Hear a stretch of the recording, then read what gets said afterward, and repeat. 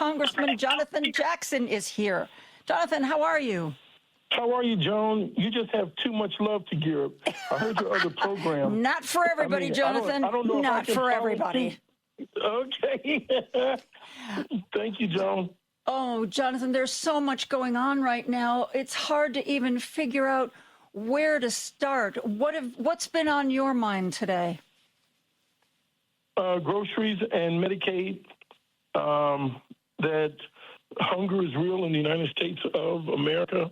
That concerns me. This war is inextricably bound and tied, connected to all the issues that we're feeling and fueling right here in the United States. The cost of fertilizer is up. Food costs are up.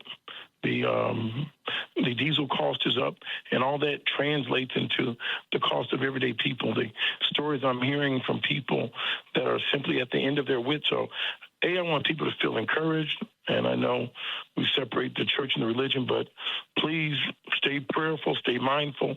Every cloud runs out of rain sometimes. I see people feeling a level of desperation that I've not experienced in a long time. And so I want to tell people to stay encouraged. So that's my big takeaway. I know that you were part of a committee hearing recently where the UN ambassador, Mike Waltz, was being interviewed or talked to. Tell me about that. Well, he gives us an update in foreign affairs, and I've asked him specifically about Cuba. Why can't they receive any oil? He said that they could. I said, we have a blockade around the island nation of 10 million people, which is an act of war. Are we actively engaged at war with Cuba? He says no. I said, so are you saying other countries can provide them oil? He says yes. So that was not true. That was inaccurate. It was a falsehood. I don't want to say a lie, but I don't know the other word for it. A prevarication, but it was just wrong. It's not the truth. So we got growing, if you will, insecurity and desperation on those island nations. We're talking about Ukraine, we're talking about Gaza, we're talking about places around the world. We need to also look at our own hemisphere. So there's enormous instability in Haiti, 13 million people, enormous instability in Cuba, and we're exacerbating the conditions in both. I just got back from Venezuela, Haiti, and I was in Cuba over the Easter period of the beginning of April. And so if they're combating immigration, migration issues, where are people coming from? There's going to be another wave of people unless we change our foreign policy to help people where they are. People don't want to come to this country and travel thousands of miles and have no money and don't speak the language unless they had some very horrendous conditions at home that made them flee. So I think people need to recognize that people aren't just coming here because they wanted to. They didn't have an option. Things are just that bad at home. And some of our policies have created that level of desperation. I want to talk to you about Venezuela because one theory being floated now is that Trump is going to announce during or after the midterms that he has intel that Venezuela specifically interfered with our elections, that they hacked our voting machines or something else, which is why he has to invalidate the midterm elections. Did you see anything in Venezuela that would lead you to believe that they are getting ready to hack our election? Not at all. And we don't have one election in our United States. We have 50 state elections on one day. And so it's not a coordinated system from local. We've got a city of Chicago, Department of Voting, you got a county voting agency, and you got a state agency. So for those that have the conspiracy, it's not unified, it's disjointed. And no, we have taken their president out. We have installed the president of our choice. We've stopped Ms. Dulce Rodriguez, who was the Nobel Prize winner that gave Trump her award that he gladly accepted, that he's not asking for her to be at the table for reconciliation with the majority of the people and the sitting government. So it's so convoluted. I think he's doing that, and I have to agree with Congressman Walsh. What he was saying is that I anticipate, and I pray that it's not true, violence at the polls this coming fall. Either you get your numbers up and bring your people out, or if you're unpopular, you try to drive other people's numbers down. And now what he's engaging in is from the SAVE Act to the postal office on the mail-in ballots to having troops on the streets. He's going to get more aggressive, and I can even see violence. He did it before, so it's not new. And then Mr. Blanche that just got in. Oh, I was just going to say, and the really sad part is that the Department of Justice isn't going to do anything to stand up to him in any way, shape, or form. I mean, it's just terrible. So, yeah, I think you got to come out and overwhelm the polls.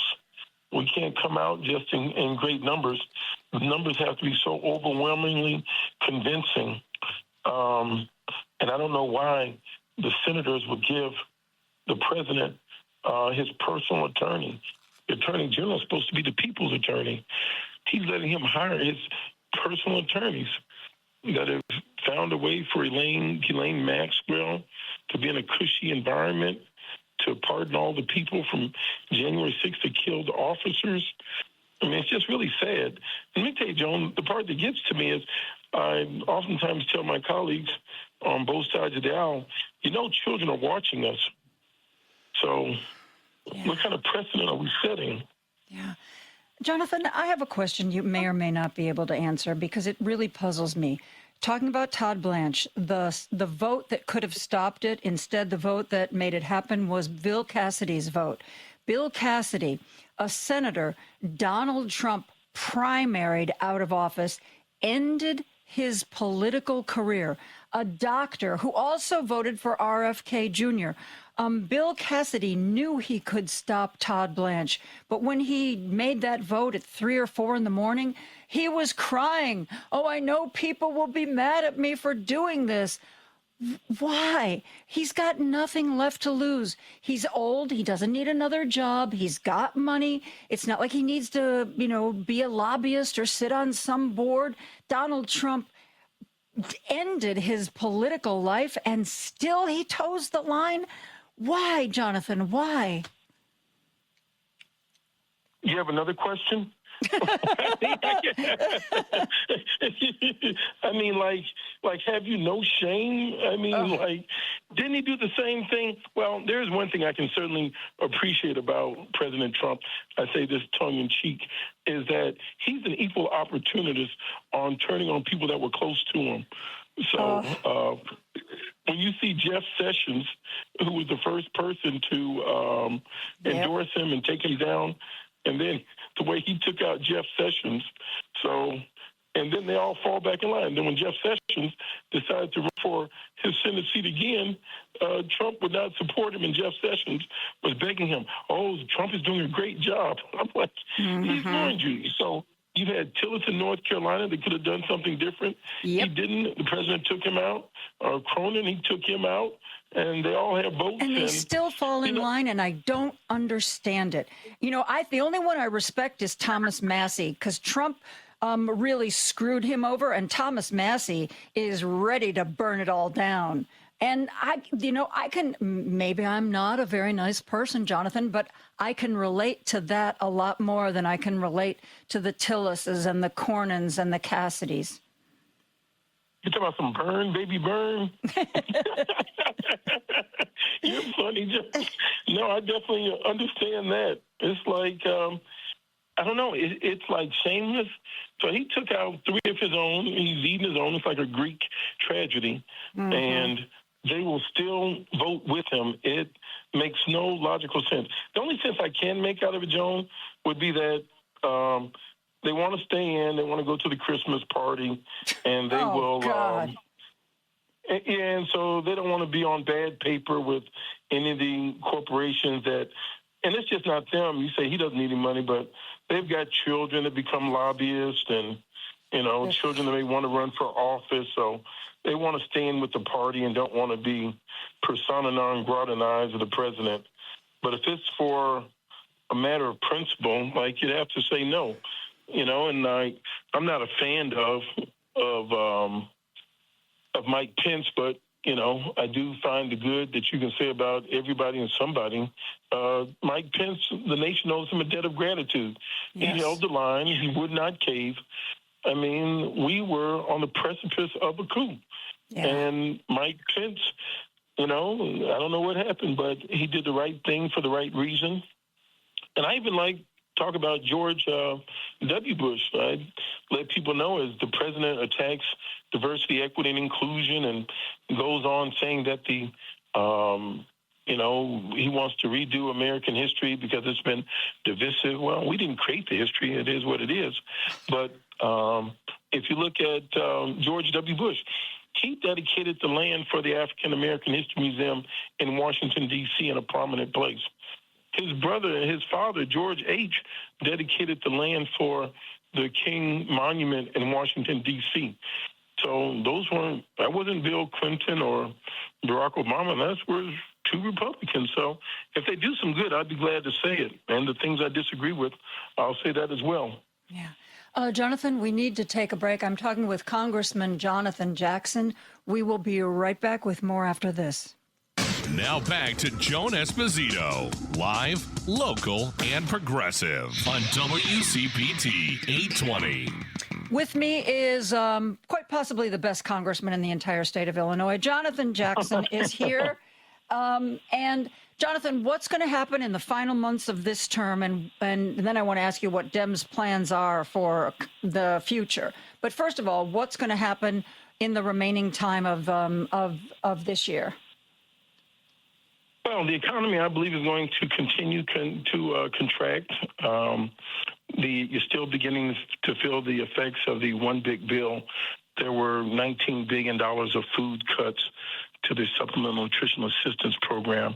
So grocery stores are down almost 20% in revenue. So you're going to anticipate some shrinkage in the amount of Family Dollar food stores and places that are food deserts. And hospitals and other places are getting prepared for the Medicaid cuts that will come in January of 27 to the next 5 months. And so that's going to be a big rollout. Those are two big things that are going to affect us very locally and domestically. And the administration isn't being transparent with the numbers. Things are a little tighter than what they anticipate as far as the job market, but they're not saying it, and they're withholding information.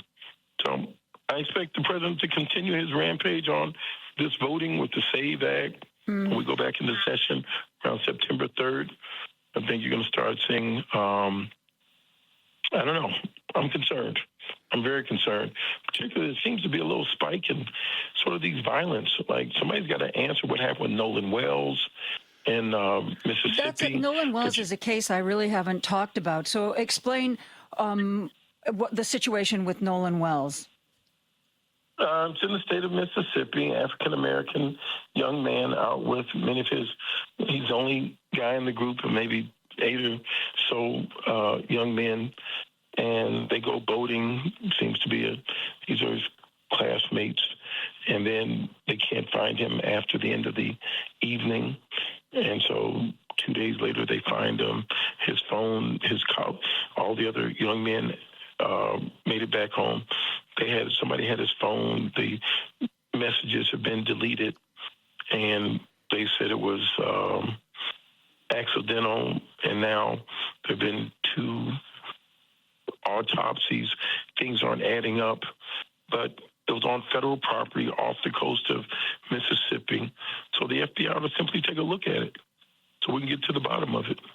Yeah. And I didn't realize that message. I just heard that they found his phone. I didn't realize there were messages on his phone that had been deleted. Yep. And so there's just some curious things that have happened. There have been, this past fall, I think there were 2, what they said, suicides in Mississippi from people having hung themselves. So it's just things that we would ask the federal government to take a look into. We don't know, and to let the rumors go away, the federal government ought to come in and take a look so people can be relieved. And it's not the first time that the local authorities in Mississippi had failed. So, and the federal government isn't going in there. Now, if you got the Attorney General, if he can take a day and go and spend time with Elaine Maxwell to make sure she gets into a country club prison. A country club prison, and get her dog and get her yoga, her comfort dog and her yoga, but he can't look into, a murder, or Kash Patel is on his way for a private meeting in Russia with Putin. And so we got to be able to address violence and people that have been harmed right here in the United States. So I think people are getting a little more anxious, and I just hope the president, he watches television every day, all day. It'd be nice if he spoke out on this and sent words of comfort to the family. He doesn't. He's not capable of words of comfort. He truly isn't. I believe he is a man devoid of empathy. I don't think, how many times in his first term and even in this term have there been tragedies, and he just doesn't seem to know how to deal with people. His default is to just ignore what happened. This is never a guy. I don't think he's ever going to care what happened to Nolan Wells. And I don't think he is capable of offering any kind of empathy. This is a guy who wants, all of our museums stripped of any references to African Americans or their accomplishments or their artwork, for God's sake. I tell you, it's interesting. I was thinking about it the other day when I saw the plane yesterday that he went in one door and out the other and left he covered himself and left the reporters on the plane. Yeah, in his food container. Yes, his catering container. And his catering truck. So he has his own 757. He's got that plane parked. And Air Force One technically is a designation of whatever plane the president is on. He has supreme rights in the air. And if that first 747 goes down, mechanical, has an issue, there's a second plane, identical. There are two 747s that are 6 hours apart. Anywhere he goes in the world, he's not, out of sync for more than 6 hours, grounded. And now he's got this other plane from Qatar. Most people would be happy to get a free ticket. Some other people would be happy to get an upgrade. This guy has got 4 jumbo planes, and it's not enough. And you never hear him talk about, I read a letter from a woman who's lost her benefits, or I read a letter from a man who just got a new job. A child had written my office and asked me about peace, or there's no personal connection. People are struggling. He dismisses it, didn't happen, and then starts attacking. It's to your point, it lacks empathy. How do you think, speaking of that, of the fact that he has those qualities, which I think also led him to begin a war of choice in Iran, that he now that it didn't wrap up after the first bombs were dropped, he doesn't have a clue what to do in Iran. And I'm sure you've seen the reports today from the military newspapers that on the USS Lincoln, at least 3 sailors have tried to commit suicide by jumping off the ship into the ocean because they were supposed to have their deployment wrapped up in May. It's been extended. They don't even know when or how they're going to get off this ship. And it's causing a huge mental health crisis. Supposedly they have problems with food. They have problems with sanitation. This guy doesn't know what to do. Is there anybody he would listen to who could tell him how to get out of this mess, Jonathan? Let me tell you, you've got 5,000 people that are on that ship for 270 days, and it's all steel, so it's got to feel prison-like, and it's gray. It's nothing attractive about those things. And you're sitting out there in the water, and you're launching planes and missiles or whatever else they have on there, which gives off heat. So that thing has got to be hot in the middle of the ocean in the summertime, in a desert environment. And those young men and women, they didn't sign up for that. 270 days. And every day you're wondering if this is your last day on Earth and what strikes. Pete Hegseth ought to be ashamed of himself. You know, on a closer to home level, I see it in Washington, D.C. at something very similar. D.C. is technically built on a swamp. It's hot, humid, and it can hover around 80, 90 degrees, 90, 100 degrees. Yeah, in August, so it's good to be out there in August. And to see our armed soldiers standing on the corners of D.C. in their gear, and they don't have summer outfits like the post office or policemen that ride some bicycles with some shorts on. They've got the same gear on that they wear in the winter and the summer, which is hot, with about 15 pounds of armament, of vests and bullets and batons. Like, who would do that to their own troops? But Mr. Hegseth hadn't served, and Mr. Trump hasn't served. This is all decoration for him. Yep. It's cruel, it's mean. And for them to let out the people for January 6th related that killed officers and didn't feel bad for the families of, and these men and women had gone through trial, went to court, they had a jury, the system worked. Yep. And he just canceled all that. That is so mean and so cruel, Joan. Yeah, I agree 100%. He doesn't think about it. I was saying earlier today on the show. Go ahead. No, I'm hearing that it's almost 7 people that have attempted suicide on that big USS Abraham Lincoln. More than I thought.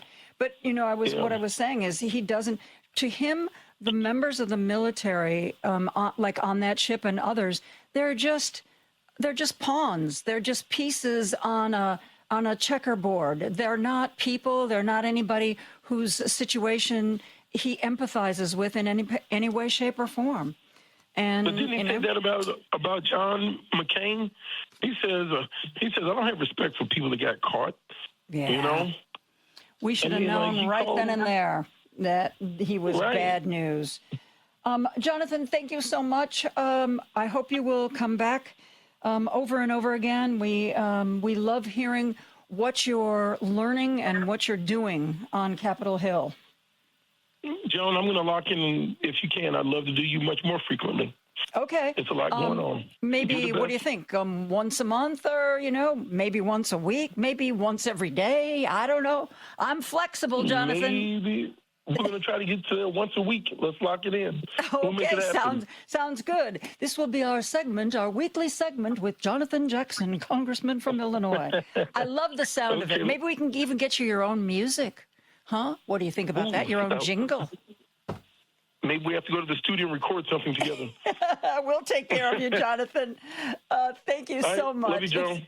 It's a pleasure to talk to you each and every time.